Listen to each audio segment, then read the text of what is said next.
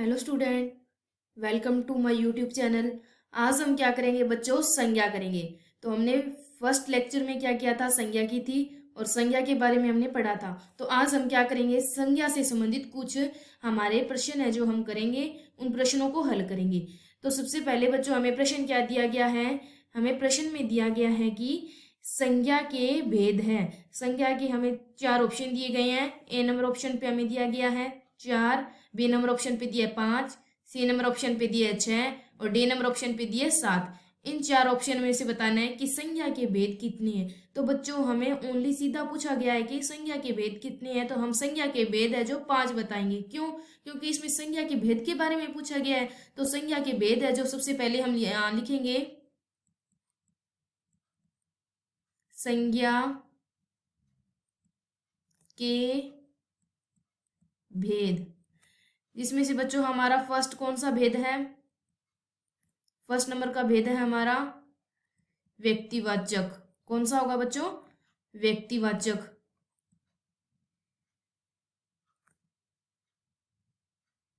इसी प्रकार first number पे हमने व्यक्तिवाचक किया, सेकंड नंबर पे हम क्या करेंगे?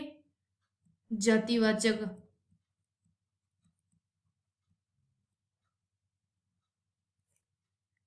थर्ड नंबर का जो होगा हमारा भेद, वो है हमारा भाववाचक। इसी प्रकार जातिवाचक हमें दिया गया है बच्चों संज्ञा के भेद में। जातिवाचक संज्ञा को आगे दो भागों में विभाजित किया गया है। जातिवाचक संज्ञा को, जिसमें से हमारा फर्स्ट नंबर का भेद होगा वो है द्रव्यवाचक।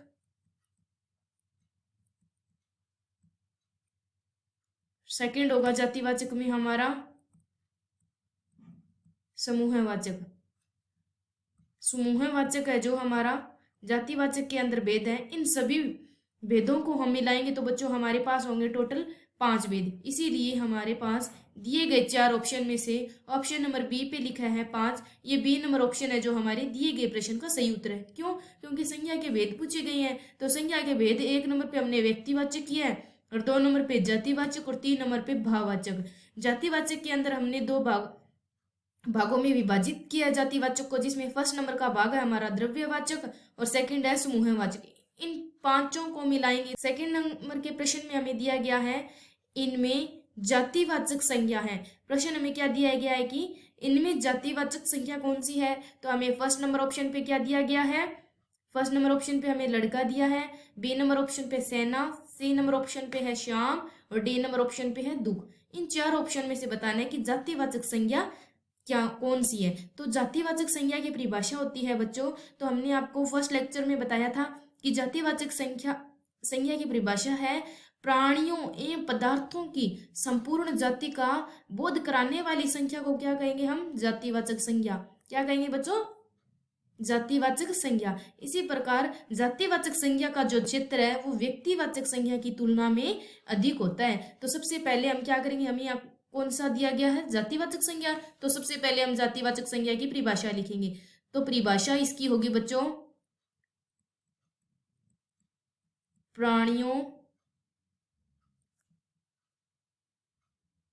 एवं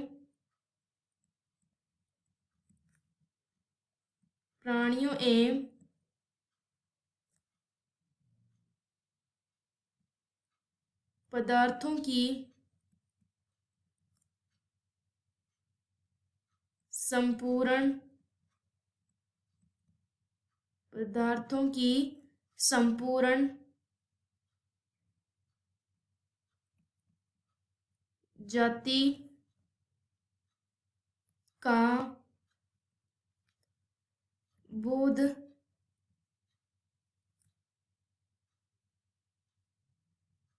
कराने वाली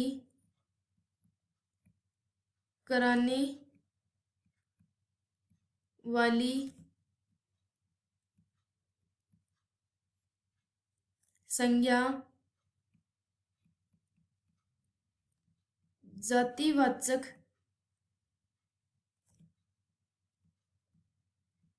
संज्ञा कहलाती है। तो हमने क्या लिखा है बच्चों? कहलाती है। हमने लिखा है प्राणियों एवं पदार्थों की संपूर्ण जाति का बोध कराने वाली संज्ञा को क्या कहेंगे हम, जातिवाचक संज्ञा, जिसमें हमें हमारे पास क्या होगा, पशु पक्षियों के नाम हो गए, पेड़ पौधों के नाम हो गए, जो दैनिक जीवन में हमें प्रयोग की वस्तुएं होती है वो जातिवाचक संज्ञा के अंतर्गत आएगी बच्चों, जो एक जाति विशेष का बोध करवाएगी। जैसे हमें दी जाए प्राकृतिक, प्राकृतिक के अंदर क्या होगा, वायु, तूफान, आंधी, ये सभी क्या है, प्राकृतिक आपदाओं के अंदर आएगा। इसी प्रकार हमें दिए जाए शरीर, शरीर के अंदर हमारे जितने भी पार्ट हैं या भाग है वो क्या है, शरीर के अंदर आएंगे। इसी प्रकार हमें ये 4 ऑप्शन दिए गए हैं। फर्स्ट नंबर पे लिखा है लड़का, बी नंबर पे लिखा है सेना, सी नंबर पे है श्याम और डी नंबर पे है दुख। इनमें से ए नंबर ऑप्शन हमें दिया गया है लड़का, ये हमारा राइट आंसर होगा बच्चों, क्योंकि लड़का है जो हमारी अनेक संपूर्ण जातियों का बोध करवा रहा है, इसीलिए ए नंबर ऑप्शन हमारे दिए गए प्रश्न का सही उत्तर है। ऑप्शन नंबर बी, सी और डी, ये 3 ऑप्शन है जो हमारे क्या होंगे, गलत होंगे। इसी प्रकार हमें थर्ड नंबर ऑप्शन प्रश्न में हमें दिया गया है, इनमें भाववाचक संख्या है। हमें प्रश्न में क्या दिया गया है कि इनमें भाववाचक संज्ञा है। ए नंबर ऑप्शन पे दिया है चतुरता, बी नंबर ऑप्शन पे दिया है वीर, सी नंबर ऑप्शन पे हमें दिया गया है मनुष्य और डी नंबर ऑप्शन पे हमें दिया गया है गुरु। इन 4 ऑप्शन में से बताना है कि भाववाचक संज्ञा कौन सी है। तो भाववाचक संज्ञा की सबसे पहले हमें यह पहचान होनी चाहिए कि भाववाचक संज्ञा किसे कहते हैं। कौन सी पहचान होनी चाहिए कि संज्ञा किसे कहते हैं, भाववाचक। तो हम भाववाचक संज्ञा के बारे में पढ़ेंगे। तो भाववाचक संज्ञा वो होती है बच्चों जिसमें पदार्थों एवं प्राणियों में पाए जाने वाले कौन सी उनमें गुण हैं, कौन से दोष, भाव, अवस्था, धर्म और व्यापार का बोध कराने वाले जितनी भी संज्ञाएं होंगी वो क्या है, भाववाचक संज्ञा के अंतर्गत आएगी बच्चों। क्या है, भाववाचक संज्ञा के अंतर्गत आएगी। जैसे हमें दिया गया चतुरता, चतुरता क्या एक भाव बोध करवा रहा है। वीर, ये हमारा गलत है। मनुष्य भी जाति का बोध करवा रहा है, वीर भी जाति का ही बोध करवा रहा है। इसी प्रकार गुरु हमें दिया गया, यह भी एक जातिवाचक संज्ञा का ही उदाहरण है। चतुरता जो दिया गया है बच्चों, ये एक भावना का बोध है।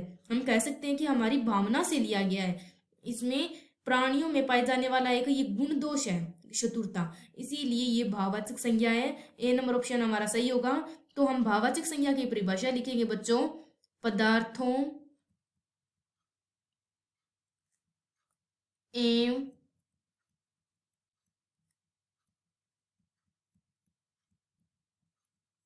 प्राणियों में पाए जाने वाले गुण, दोष, भाव, अवस्था, कौन कौन सी होगी, भाव अवस्था, धर्म अथवा व्यापार का बोध, व्यापार का बोध कराने वाली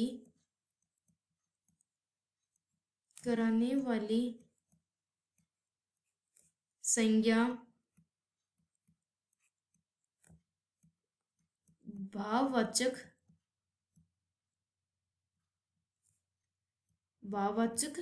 संज्ञा है।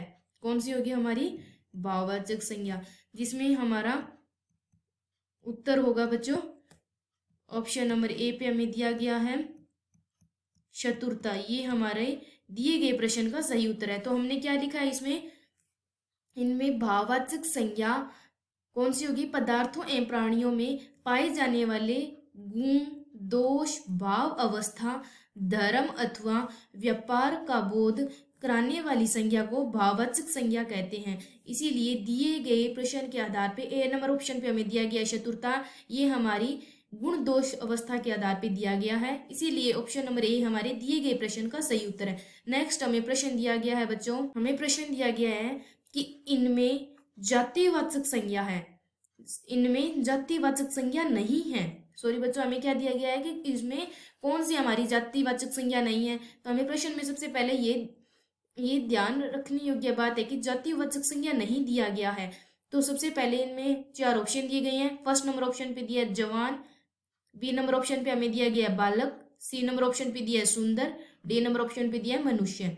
इन 4 ऑप्शन में से बताना है कि जातिवाचक संज्ञा कौन सी नहीं है। तो हमारी जवान दिया गया, ये एक जाति विशेष का बोध करवा रहा है। बालक के अंदर अनेक बालक आते हैं, इसीलिए यह जाति का हो गया। सुंदर है जो एक क्या है, भाववाचक संज्ञा है। क्यों? इसमें हमारे भाव गुण गुण के बारे में बताया गया है ये सुंदर, इसीलिए हमारा कौन सा हो गया, भाववाचक। मनुष्य भी एक जाति का बोध करवा रहा है, इसीलिए सी नंबर ऑप्शन है जो हमारा भाववाचक संज्ञा का बोध करवा रहा है बच्चों। इसीलिए जातिवाचक संज्ञा तो हम लिखेंगे जातिवाचक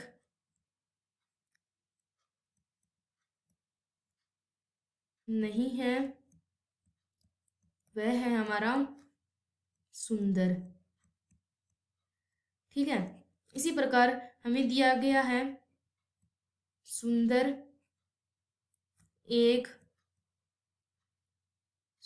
एक भाववाचक संज्ञा है। कौन सी संज्ञा होगी हमारी, भाववाचक संज्ञा। इसीलिए दिए गए प्रश्न का ऑप्शन नंबर ए है जो हमारा गलत है, ऑप्शन नंबर बी भी गलत है, डी नंबर ऑप्शन हमारा गलत है। सी नंबर ऑप्शन पे हमें दिया गया है सुंदर, ये हमारी जातिवाचक संज्ञा नहीं है। कौन से नहीं है, सुंदर। और सुंदर एक कौन सी संज्ञा है, भाववाचक संज्ञा है, इसीलिए सी नंबर ऑप्शन हमारी दिए गए प्रश्न का सही उत्तर है। नेक्स्ट हमें प्रश्न दिया गया है कि गुच्छा शब्द है, गुच्छा शब्द कौन सी संज्ञा का उदाहरण है। तो ए नंबर ऑप्शन हमें दिया गया है भाववाचक, बी नंबर ऑप्शन हमें दिया गया है समूहवाचक, सी नंबर ऑप्शन दिया है जातिवाचक संज्ञा, डी नंबर ऑप्शन दिया है द्रव्यवाचक संज्ञा। इन 4 ऑप्शन में से बताना है कि गुच्छा शब्द है जो हमारा कौन सी संज्ञा से लिया गया है। तो गुच्छा एक समूह का बोध करवा रहा है, इसमें कोई भाव नहीं दिया गया है बच्चों हमें। इसीलिए हमने पिछली क्लास में देखा है कि जो भी किसी समूह जाति का बोध करवाएगा उसे हम क्या कहेंगे, समूह का बोध कराने वाली संज्ञा को समूहवाचक संज्ञा कहेंगे, जिसके अंतर्गत प्राणियों का समूह भी होगा, जैसे सभा, दल, झुंड, परिवार। इसी प्रकार पदार्थों के समूह में ढेर, गुच्छा, गठर आदि आएंगे। इसीलिए गुच्छा एक कौन सी संज्ञा है, समूहवाचक संज्ञा है। ए नंबर ऑप्शन हमारा गलत है, सी नंबर भी गलत है, डी नंबर ऑप्शन भी हमारा गलत है, इसीलिए बी नंबर ऑप्शन हमारा सही है। समूहवाचक संज्ञा की वाचक की परिभाषा है बच्चों, सबसे पहले हम यहाँ लिखेंगे प्राणियों के अथवा पदार्थों के समूह का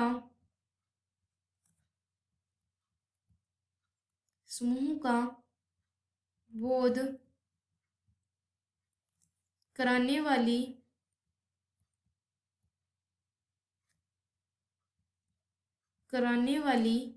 संज्ञा को प्राणियों के अथवा पदार्थों के समूह का बोध कराने वाली संज्ञा को समूहवाचक कौन सी संज्ञा कहेंगे, समूहवाचक संज्ञा कहते हैं। कौन सी संज्ञा कहते हैं, समूहवाचक संज्ञा कहते हैं। दिए गए प्रश्न के आधार पे हमने लिखा है बच्चों,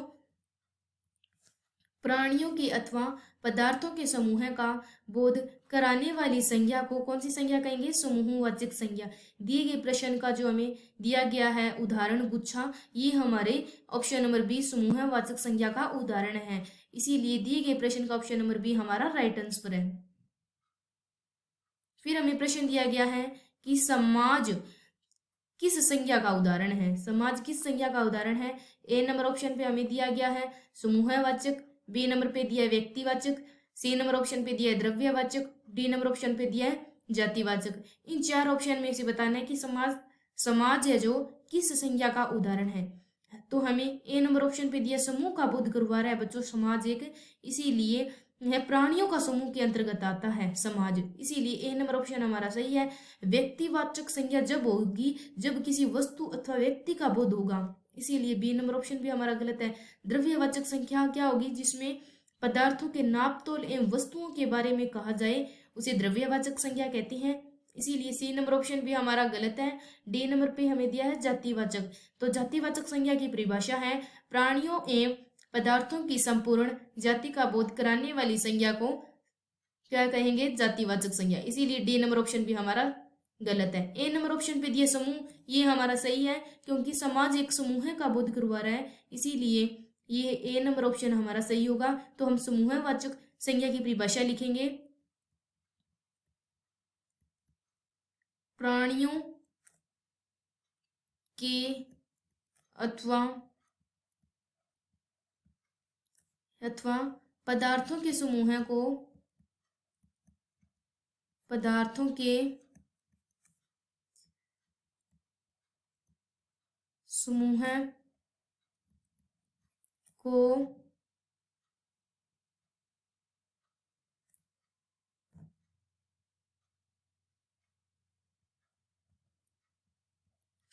को सॉरी बच्चों, प्राणियों के अथवा पदार्थों के समूह का बोध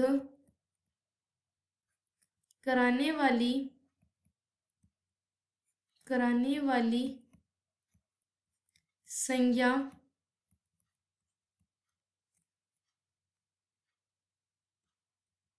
समूहवाचक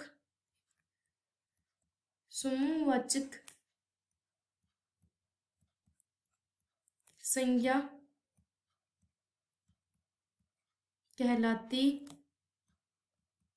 दिए गए प्रश्न के आधार पे हमने परिभाषा लिखी है कि प्राणियों के अथवा पदार्थों के समूह का बोध कराने वाली संज्ञा को क्या कहेंगे, समूहवाचक संज्ञा कहते हैं। इसीलिए दिए गए प्रश्न का ऑप्शन नंबर ए पे दिया समूहवाचक संज्ञा। ये ए प्रश्न हमें दिया गया है कि रामायण शब्द संज्ञा है, कि रामायण शब्द में हमारी कौन सी संज्ञा होगी। तो हमें देखना है, ए नंबर ऑप्शन पे हमें दिया गया जातिवाचक, बी नंबर ऑप्शन पे दिया है व्यक्तिवाचक, सी नंबर पे दिया समूहवाचक, डी नंबर ऑप्शन पे दिया है द्रव्यवाचक। इन चार ऑप्शन में से हमें देखना है कि कौन सा हमारा रामायण शब्द में संज्ञा है। तो रामायण एक कौन सी संज्ञा का उदाहरण है, तो हमने पिछली कक्षा में अध्ययन किया है कि रामायण शब्द है जो हमारा व्यक्तिवाचक संज्ञा के अंतर्गत आएगा, क्योंकि किसी एक वस्तु अथवा एक व्यक्ति का बोध कराने वाली संज्ञा को व्यक्तिवाचक संज्ञा कहते हैं। जब किसी देवी देवताओं के नाम, ग्रंथों के नाम अथवा धर्म ग्रंथों के नाम, देश, स्त्री पुरुष, महाद्वीप, ऐतिहासिक भाषाओं आदि व्यक्ति की संज्ञाओं का बोध हो, उसे हम क्या कहेंगे, व्यक्तिवाचक संज्ञा। इसीलिए जातिवाचक संज्ञा हमारा गलत है। तो रामायण शब्द में हमारा व्यक्तिवाचक संज्ञा है, इसीलिए हम परिभाषा लिखेंगे किसी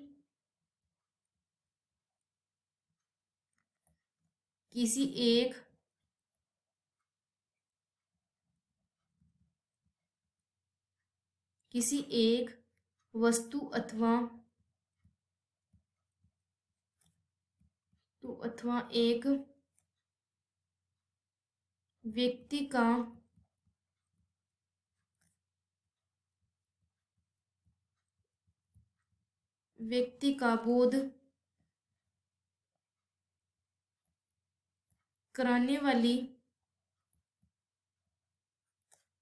बोध कराने वाली संज्ञा को व्यक्तिवाचक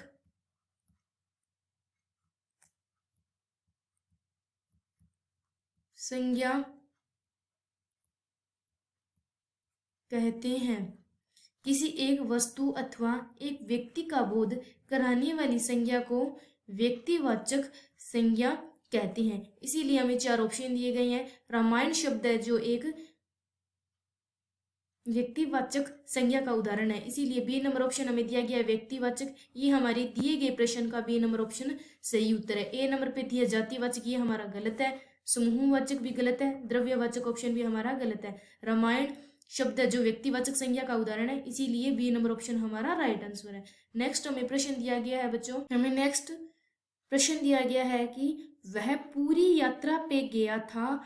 इस वाक्य में पूरी शब्द है। क्या प्रश्न दिया गया है बच्चों हमें, वह पूरी यात्रा पे गया था, इस वाक्य में पूरी शब्द है। तो हमें इस प्रश्न में देखना है कि हमें 4 ऑप्शन दिए गए हैं, इन 4 ऑप्शन में से कौन सा होगा। तो ए नंबर पे हमें दिया गया जातिवाचक, बी नंबर पे हमें दिया गया व्यक्तिवाचक और सी नंबर ऑप्शन पे हमें दिया गया समूहवाचक, डी नंबर पे दिया इनमें से कोई नहीं। इन 4 ऑप्शन में से देखना है कि वह पूरी यात्रा पर गया था, इस वाक्य में पूरी शब्द का क्या अर्थ होगा। तो पूरी शब्द का अर्थ होगा तो बच्चों हमारा वह एक किसी जाति विशेष के बारे में बता रहा है, या हम कह सकते हैं कि वह हमारे व्यक्ति विशेष के बारे में बता रहा है। सॉरी बच्चों, वह पूरी यात्रा पे गया था, यह एक व्यक्ति विशेष के बारे में बता रहा है, इसीलिए हमारा बी नंबर है व्यक्तिवाचक, ये हमारा सही होगा क्योंकि पूरी एक स्थान का नाम है, इसीलिए या कह सकते हैं कि ऐतिहासिक स्थान का नाम है पूरी, इसीलिए वह पूरी यात्रा पे गया था, ये हमारा व्यक्तिवाचक संज्ञा का उदाहरण है। इसीलिए बी नंबर ऑप्शन हमारा सही है, ए नंबर गलत है, सी नंबर भी गलत है और डी नंबर ऑप्शन भी हमारा गलत है। तो हमारा बी नंबर ऑप्शन दिया गया है व्यक्तिवाचक संज्ञा, तो इसकी परिभाषा है, तो हम परिभाषा लिखेंगे व्यक्तिवाचक संज्ञा की कि किसी एक वस्तु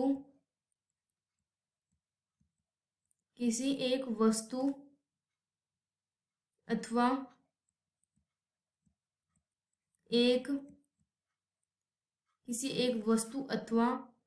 एक व्यक्ति का बोध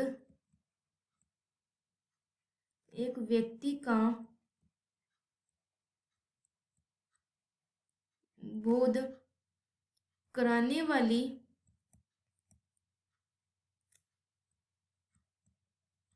वाली संज्ञा को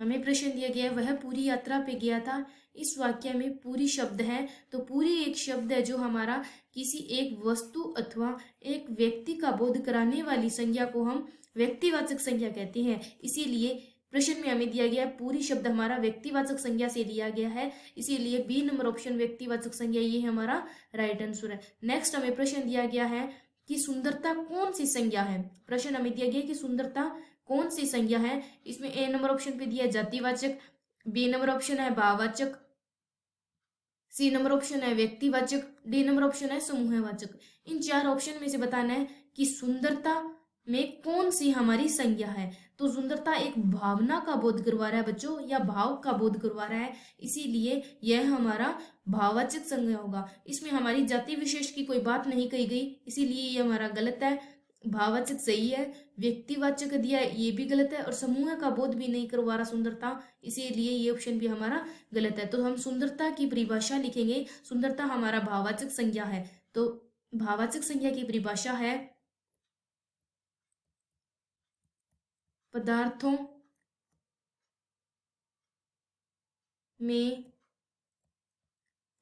में एवं प्राणियों में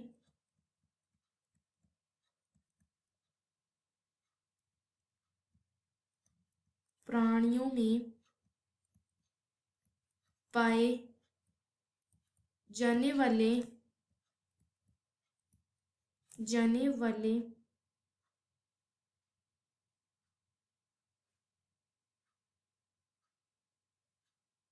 गुण, दोष, दशा, अवस्था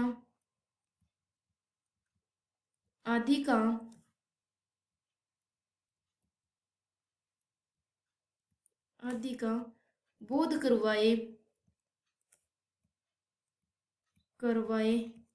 उसे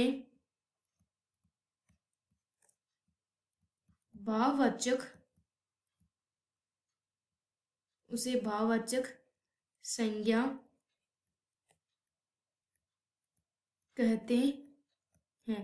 तो हमने परिभाषा लिखी है बच्चों, पदार्थों एवं प्राणियों में पाए जाने वाले गुण, दोष, दशा, अवस्था आदि का बोध करवाए उसे भाववाचक संज्ञा कहते हैं। दिए गए प्रश्न के आधार पे ऑप्शन नंबर बी हमने लिखा है भाववाचक संज्ञा, ये हमारे दिए गए प्रश्न का ऑप्शन नंबर बी है जो राइट आंसर है। नेक्स्ट हमारा प्रश्न हमें दिया गया है संज्ञा के मूल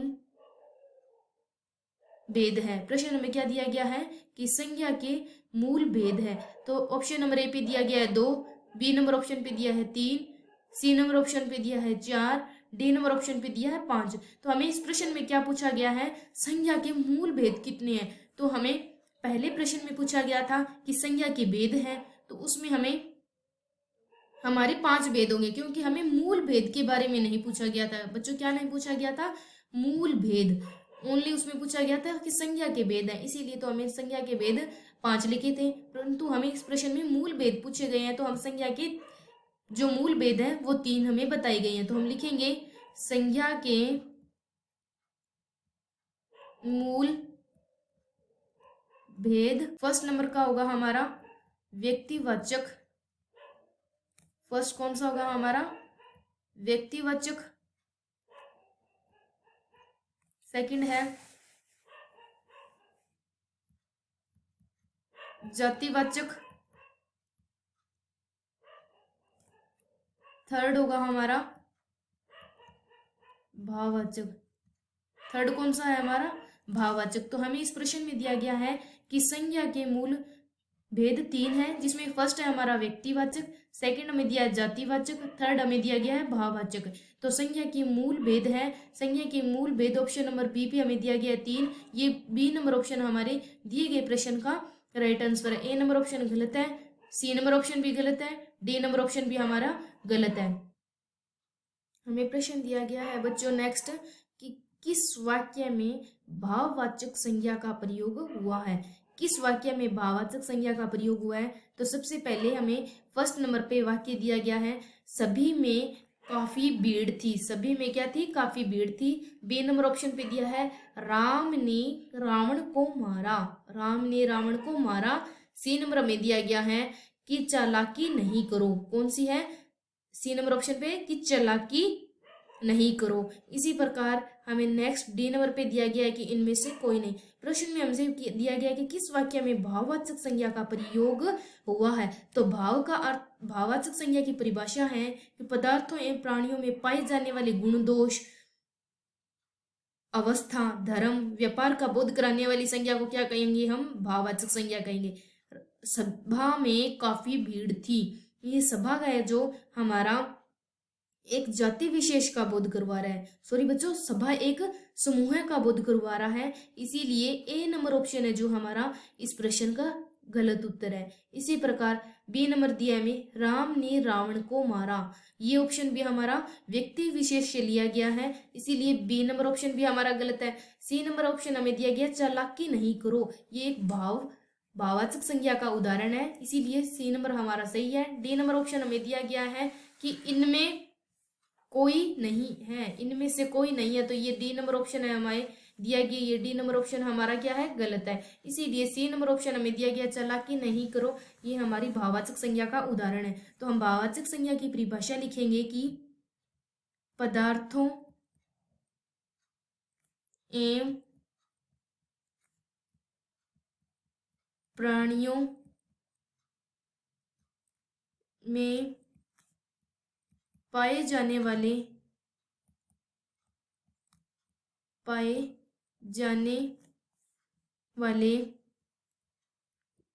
गुण, दोष, भाव, अवस्था अथवा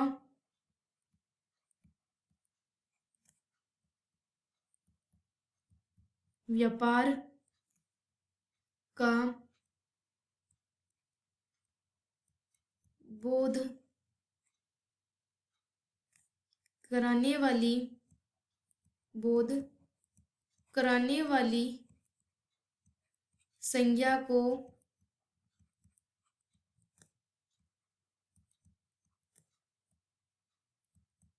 भाववाचक संज्ञा कहते हैं। तो हमने परिभाषा लिखी है भाववाचक संज्ञा की, पदार्थों एवं प्राणियों में पाए जाने वाले गुण, दोष, भाव अवस्था अथवा व्यापार का बोध कराने वाली संज्ञा को भाववाचक संज्ञा कहते हैं। इसीलिए सी नंबर पे हमें दिया गया चालाकी नहीं करो, ये भाव वाचक संज्ञा का उदाहरण है। जैसे सुंदरता, थकावट, मिठास, बचपन, चालाकी, ये सभी भाववाचक संज्ञा के अंतर्गत आता है। इसीलिए सी नंबर ऑप्शन हमारे दिए गए प्रश्न का सही उत्तर है। नेक्स्ट हमें प्रश्न दिया गया है,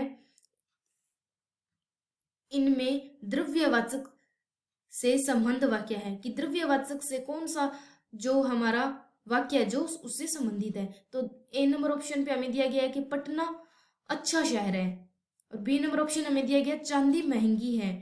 सी नंबर पे है उसकी लिखावट अच्छी है, फलों का राजा आम है। तो हमें चार ऑप्शन दिए गए हैं, इन चार ऑप्शन में से देखना है कि कौन सा ऑप्शन है जो हमारा सही है। तो द्रव्यवाचक संज्ञा का उदाहरण क्या होगा बच्चों?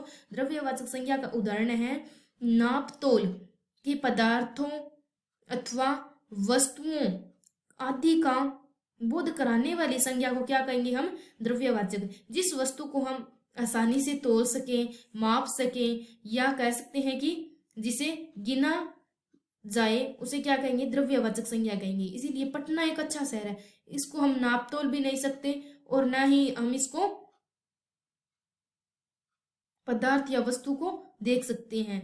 इसीलिए ये ए नंबर ऑप्शन है जो पटना अच्छा शहर है, ये ए नंबर ऑप्शन हमारा गलत है। इसी प्रकार बी नंबर ऑप्शन है चांदी महंगी है। चांदी जो हमें दिया गया है वाक्य या शब्द, ये हमारा इस शब्द को चांदी है जो हमें दिया गया है, चांदी को हम नाप तोल सकते हैं, इसीलिए ये हमारा द्रव्यवाचक संज्ञा के अंतर्गत आएगा। सी नंबर पे दिया है उसकी लिखावट अच्छी है, ये सी नंबर ऑप्शन पे है उसकी लिखावट अच्छी है, ये सी नंबर ऑप्शन भी हमारा गलत है।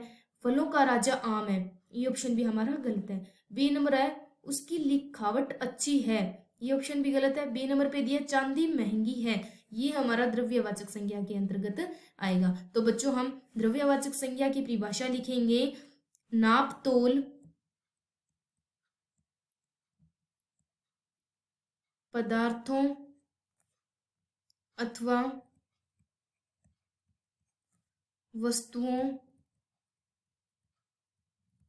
नापतोल के पदार्थों अथवा वस्तुओं का बोध कराने वाली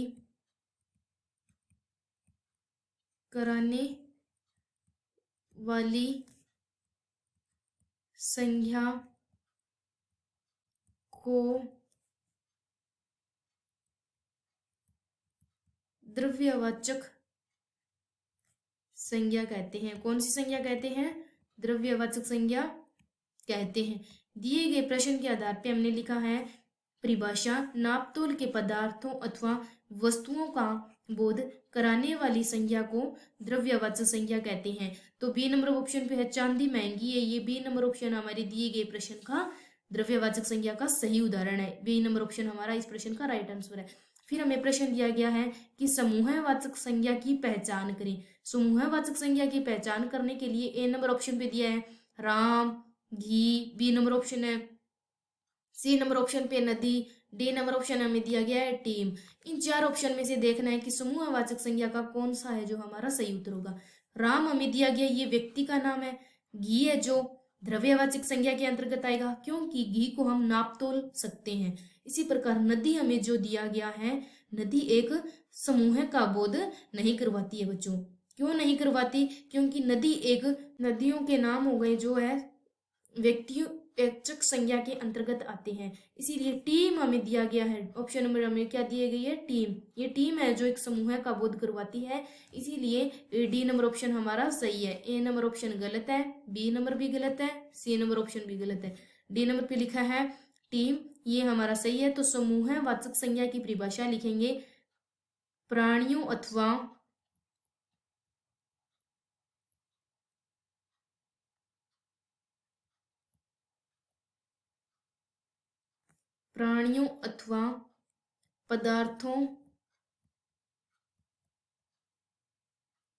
पदार्थों के समूह का, प्राणियों अथवा पदार्थों के समूह का बोध कराने वाली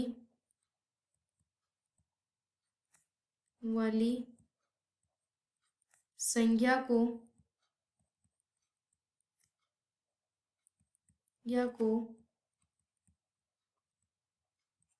समूहवाचक संज्ञा कहते हैं। कौन सी संज्ञा कहते हैं? समूहवाचक कहते हैं, क्योंकि प्राणियों अथवा पदार्थों के समूह का बोध करवा रही है। टीम है जो एक क्या है, प्राणी जगत के अंदर, या कह सकते हैं कि प्राणियों के समूह है संजीव में, यह हमारा डी नंबर ऑप्शन टीम है जो बोध करवा रही है। इसीलिए डी नंबर ऑप्शन हमारे दिए गए प्रश्न का सही उत्तर है। नेक्स्ट हमें प्रश्न दिया गया है बच्चों, निम्नलिखित विकल्पों में से किस विकल्प में सभी शब्द व्यक्तिवाचक संज्ञाएं हैं? तो हमें प्रश्न में क्या दिया है कि निम्नलिखित विकल्पों में से किस विकल्प में सभी शब्द है जो व्यक्तिवाचक संज्ञाएं हैं? ए नंबर ऑप्शन पे दिया है Ram, Ramcharitmanas, Ganga. B number option है कृष्ण, कामायनी, मिठास। इसी प्रकार सी नंबर ऑप्शन पे हमें दिया गया है कि लखनऊ, आम, बुढ़ापा। डी नंबर ऑप्शन पे दिया ममता, वकील और पुस्तक। तो हमें चार ऑप्शन दिए गए हैं। इन चार ऑप्शन में से बच्चों हमें देखना है कौन सा ऑप्शन है जो हमारे दिए गए प्रश्न का सही उत्तर है। तो हमें क्या देखना है, इस प्रश्न में हमें क्या दिया गया है कि व्यक्तिवाचक संज्ञाएं देखनी है। तो राम एक व्यक्ति का है, गंगा भी एक नदियों के नाम है इसीलिए यह व्यक्तिवाचक है, रामचरित्र भी एक व्यक्तिवाचक संज्ञा, ये हमारा सही है। कृष्ण व्यक्तिवाचक संज्ञा है, कामायनी भी हमारा सही है, जाति के अंतर्गत आता है। मिठास है जो हमारा भाववाचक संज्ञा है, ये भी ये नंबर ऑप्शन हमारा गलत हो गया। लखनऊ, आम और बुढ़ापा, बुढ़ापा हमें दिया गया है और आम भी हमें दिया गया है और लखनऊ हमें दिया गया है, ये ऑप्शन भी हमारा गलत है। ममता यह एक भाव से लिया गया है, ममता शब्द है जो। वकील और पुस्तक, ममता आने के कारण ये भाव का बोध करवा रही है, इसीलिए डी नंबर ऑप्शन भी हमारा गलत है। तो व्यक्तिवाचक संज्ञा का उदाहरण है जो ऑप्शन नंबर ए होगा, जिसमें हमने लिखा है राम, रामचरित्र मानस और गंगा। ये ए नंबर ऑप्शन हमारा व्यक्तिवाचक संज्ञा है। तो हम परिभाषा लिखेंगे, किसी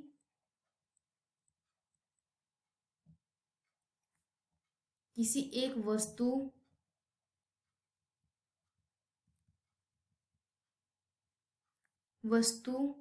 अथवा एक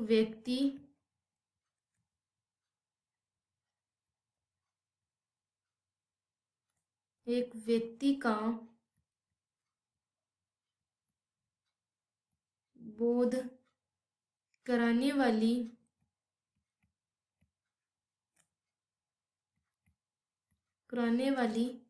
संज्ञा को व्यक्तिवाचक संज्ञा कहते हैं। तो हमने क्या लिखा है बच्चों, किसी एक वस्तु अथवा एक व्यक्ति का बोध कराने वाली संज्ञा को व्यक्तिवाचक संज्ञा कहते हैं। इसीलिए ए नंबर ऑप्शन पे है राम, रामचरितमानस और गंगा, ये ए नंबर ऑप्शन हमारे दिए गए प्रश्न का सही उत्तर है। तो हमें नेक्स्ट प्रश्न क्या दिया गया, इसके बाद हमारा जो नेक्स्ट प्रश्न है उसमें हमें दिया गया है कि निम्नलिखित में से कौन सा शब्द व्यक्तिवाचक संज्ञा है। ए नंबर ऑप्शन पे हमें दिया गया है गरीब, बी नंबर ऑप्शन है दिल्ली, सी नंबर ऑप्शन हमें दिया गया है जल, और डी नंबर ऑप्शन हमें दिया गया है अपनत्व। इन चार ऑप्शन में से बताना है कि व्यक्तिवाचक संज्ञा कौन सी है। तो व्यक्तिवाचक संज्ञा हमें देखनी है इन चार ऑप्शन में से। तो हमारे पास कितने हैं, चार ऑप्शन दिए गए, इन चार ऑप्शन में से हमें बताना है। तो बच्चों सबसे पहले हम लिखेंगे व्यक्तिवाचक संज्ञा की परिभाषा है कि किसी वस्तु अथवा एक व्यक्ति का बोध कराने वाली संज्ञा को क्या कहेंगे, व्यक्तिवाचक संज्ञा। गरीब हमें दिया गया है, ये हमारी भाववाचक संज्ञा के अंतर्गत आता है। जल है जो हमें दिया गया है, ये एक जाति है। अपनत्व भी एक हमारा भाववाचक संज्ञा है। दिल्ली हमें दिया गया है, ये क्या एक कह सकते हैं कि राज्य का नाम है। तो व्यक्तिवाचक संज्ञा पूछा गया है, तो बी नंबर हमारा सही होगा। ए नंबर गलत है, गरीब। जल ऑप्शन दिया, ये भी हमारा गलत है क्योंकि जाति है एक जल की। इसी प्रकार गरीब है जो हमें दिया गया है, यह भी एक जाति विशेष के अंतर्गत आता है। डी नंबर पे लिखा है अपनत्व, ये ऑप्शन भी हमारा गलत है। बी नंबर ऑप्शन हमारा सही है, तो बी नंबर ऑप्शन दिल्ली दिया है, ये हमारा सही है। तो व्यक्तिवाचक संज्ञा की परिभाषा होगी बच्चों, किसी एक वस्तु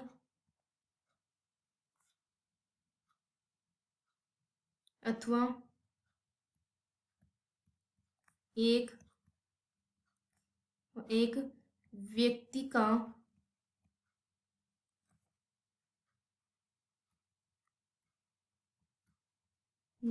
का बोध कराने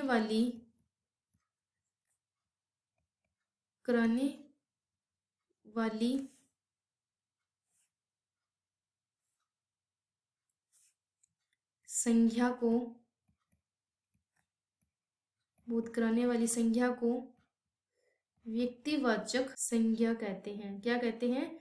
व्यक्तिवाचक संज्ञा कहते हैं, क्योंकि यह एक दिल्ली हमें दिया गया है बच्चों। ये दिल्ली क्या, एक राज्य का नाम है, ये व्यक्ति विशेष के अंतर्गत आता है। इसीलिए बी नंबर ऑप्शन हमारा जातिवाचक न होकर व्यक्तिवाचक संज्ञा है। ये बी नंबर ऑप्शन हमारा इस प्रश्न का राइट आंसर है। तो हमें प्रश्न दिया गया है बच्चों, इसके बाद कवि शब्द में कौन सी संज्ञा है। प्रश्न में दिया गया है कवि शब्द में कौन सी संज्ञा है। ए नंबर ऑप्शन पे है व्यक्तिवाचक संज्ञा, नेक्स्ट हमें दिया गया है जातिवाचक संज्ञा,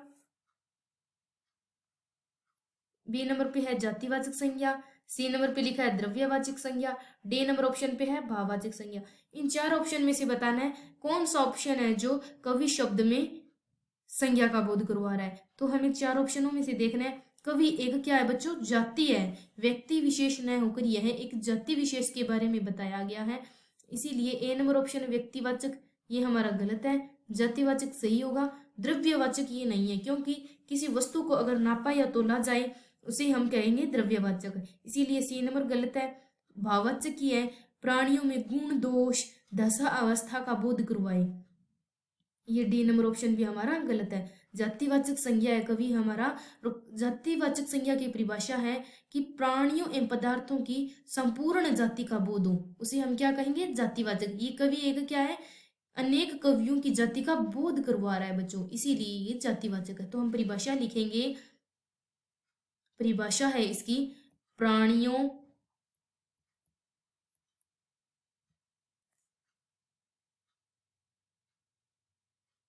एवं पदार्थों संपूर्ण, प्राणियों एवं पदार्थों की संपूर्ण जाति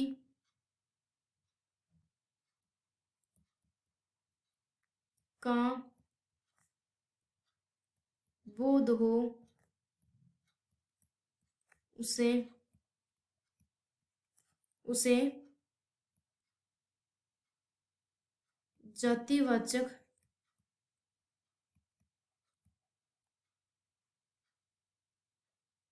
जातिवाचक संज्ञा कहते हैं। तो हमने प्रश्न में क्या लिखा है बच्चों, प्राणियों एवं पदार्थों की संपूर्ण जाति का बोध करवाए उसे जातिवाचक संज्ञा कहते हैं। इसीलिए कवि एक हमारी जाति विशेष का बोध करवा रहा है। ये बी नंबर ऑप्शन हमारे दिए गए प्रश्न का सही उत्तर है। नेक्स्ट हमारा प्रश्न है बच्चों, संज्ञा का प्रकार नहीं है। संज्ञा का इन चार ऑप्शन में से कौन सा प्रकार नहीं है। व्यक्तिवाचक संज्ञा जो एक संज्ञा का प्रकार है, जातिवाचक भी है, भाववाचक भी है, निश्चयवाचक हमें दिया गया, ये हमारा प्रकार के अंतर्गत नहीं आता। तो सबसे पहले हम संज्ञा के भेद लिखेंगे। संज्ञा के प्रकार है, संज्ञा के प्रकार, संज्ञा की परिभाषा है, संज्ञा की परिभाषा क्या है बच्चों, किसी वस्तु व्यक्ति स्थान आदि के नाम का बोध करवाए उसे क्या कहेंगे, संज्ञा कहेंगे। संज्ञा के प्रकार में फर्स्ट नंबर है हमारा व्यक्तिवाचक, इसी प्रकार बी नंबर हमें दिया गया है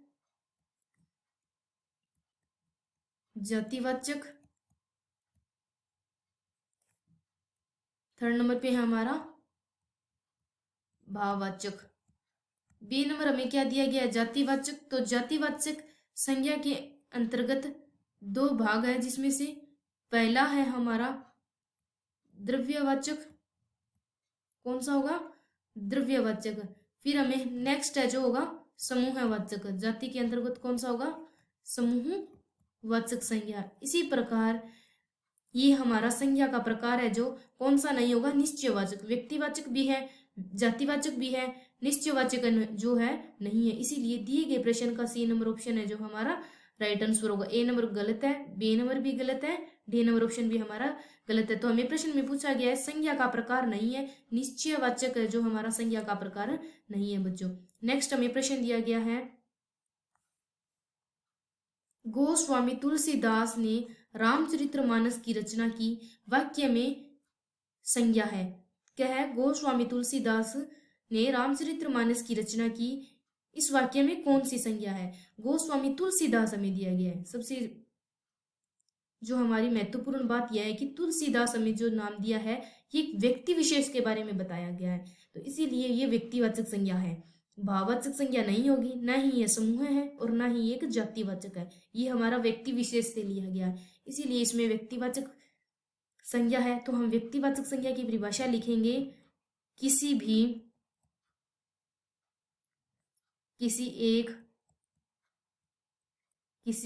एक वस्तु अथवा व्यक्ति विशेष का बोध करवाए। क्या होगा बच्चों? व्यक्ति का बोध करवाए, उसे व्यक्तिवाचक संज्ञा कहते हैं। क्या कहते हैं? व्यक्तिवाचक संज्ञा कहते हैं। तो हमने लिखा है बच्चों, किसी एक वस्तु अथवा व्यक्ति का बोध करवाए उसे क्या कहेंगे? व्यक्तिवाचक संज्ञा कहते हैं। इसीलिए गोस्वामी तुलसीदास ने रामचरितमानस की रचना की, इस वाक्य में तुलसीदास जी है जो एक व्यक्ति का नाम है, इसीलिए ये एक व्यक्तिवाचक संज्ञा का बोध करवाते हैं। इसीलिए ए नंबर ऑप्शन हमारे दिए गए प्रश्न का सही उत्तर है। नेक्स्ट हमारा जो प्रश्न है वो हमें दिया गया है कि इनमें क्रिया से बना भाववाचक संज्ञा है, कि क्रिया से कौन सा है जो हमारा भाववाचक संज्ञा बना है। ए नंबर पे दिया है वीरता, बी नंबर पे है मनुष्यता, सी नंबर पे गिनती, डी नंबर ऑप्शन है सतीत्व। इन चार ऑप्शन में से हमें बताना है कि कौन सा है जो हमारा भाववाचक संज्ञा से बना है। तो बच्चों इनमें क्रिया से, या कह सकते हैं क्रिया से बना भाववाचक संज्ञा जो हमारा गिनती है। क्रिया का क्या अर्थ होता है? किसी कार्य को करना। क्रिया क्या होती है? किसी भी कार्य को करना, पाया जाए वो क्रिया है। वीरता में क्या है? वीरता एक भावना का बोध करवा रही है। मनुष्यता है जो भी है एक क्या है?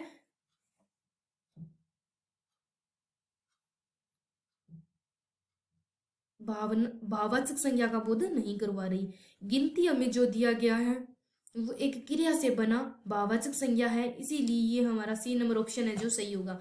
डी नंबर पे दिया अस्तित्व, ये हमारा गलत है, क्योंकि बच्चों अस्तित्व में हमारा क्या है कि क्रिया से बना हुआ ये हमारा नहीं है। क्रिया से भाववाचक संज्ञा कैसे बनाई जा सकती है? जैसे गिनती हमें दिया गया है, गिनती को हम कह सकते हैं कि इसमें कौन सा लगा है? जैसे कह सकते हैं कि ए से बना है हमारा क्रिया, ए से भाववाचक संज्ञा बनेगा खेलना, खेल। लूटना का हो जाएगा लूट। इसी प्रकार जीतना का क्या होगा? जीत। गिनती से क्या, गिन से क्या होगा? गिनने से गिनती। इसी प्रकार ये क्रिया से बना भाववाचक संज्ञा है जो है गिनती है बच्चों। इसीलिए दिए गए प्रश्न का ऑप्शन नंबर सी हमारा राइट आंसर है, गिनती। ए नंबर ऑप्शन वीरता, ये हमारा गलत है। बी नंबर भी गलत है और डी नंबर ऑप्शन दिया सतीत्व, ये ऑप्शन भी हमारा गलत है। नेक्स्ट हमें दिया गया है प्रश्न है हमारा, इनमें द्रव्यवाचक संज्ञा नहीं है। प्रश्न हमें क्या दिया गया है? हमें चार ऑप्शन दिए गए हैं। फर्स्ट नंबर ऑप्शन पे लिखा है घी, चांदी, तेल और मिठास। द्रव्यवाचक संज्ञा नहीं पूछा गया है, तो घी एक है द्रव्यवाचक संज्ञा का उदाहरण है, क्योंकि घी को हम नाप तोल सकते हैं। इसी प्रकार चांदी को भी हम नाप तोल सकते हैं। जिस वस्तु को नापा या तोला जाए उसे क्या कहेंगे? द्रव्यवाचक संज्ञा कहते हैं। इसी प्रकार तेल है। मिठास जो शब्द है बच्चों उसे हम ना ही तो तोल सकते हैं और ना ही माप सकते हैं, इसीलिए द्रव्यवाचक संज्ञा एक क्या है? भाववाचक संज्ञा है मिठास। D number option. इसीलिए हमें इस प्रश्न में द्रव्यवाचक संज्ञा नहीं पूछा गया है, तो डी नंबर ऑप्शन हमारा सही है, क्योंकि ऑप्शन नंबर ए, बी और सी ये तो हमारे द्रव्यवाचक संज्ञा के अंतर्गत आते हैं। मिठास है जो हमारा भाववाचक संज्ञा है, तो हम लिखेंगे घी, चांदी व तेल एक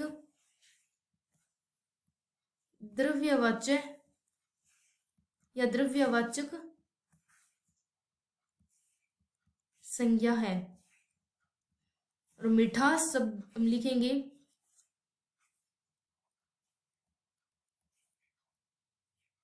मिठास शब्द